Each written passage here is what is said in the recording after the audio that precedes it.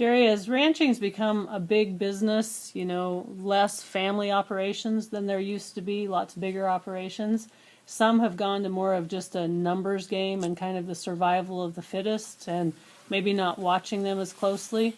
I'm not saying everybody, but that does happen in some places.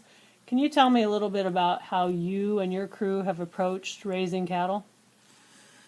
Well, we take a lot of pride in when we put our mark on these cattle. They all carry the Rock and J stamp, and we take pride in that, not only in the show ring, but how they perform in the feedlots for the feeder that comes and buys the cattle direct off the ranch.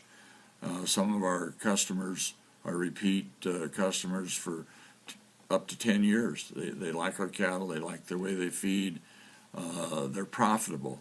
And that's kind of the pride that the thanks that we get for the things that we do to get them to that point.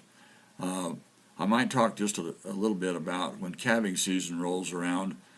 It's very stressful, but I'm here to admit that I think, and everybody on the ranch kind of looks forward to calving, bringing in the mother cows and watching them give birth, and we're excited to see some of the matings that we do a lot of artificial insemination, and now we're putting in embryos, so it's getting more technical as we go down the road, especially if you're trying to raise the quality and raise the bar, so to speak, which we certainly have, and I think the success we've had in the show ring is one way to measure that. But the back to what happens on the Rock and J calving time, we have our cows divided up into 400 or 500 to a group, and once a week we go in the afternoons when it's a little warmer. We'll go out and we'll put those cow a horseback. Everybody rides a horse. We raise a lot of our own horses. In fact, we raise most of our own horses.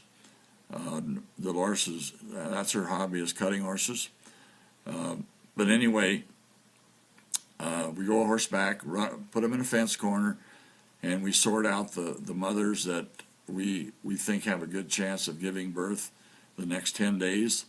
And then we drive them to the house and put them in our calving lots where we have lights. We watch them 24 hours a day. During calving season, we put on a night man.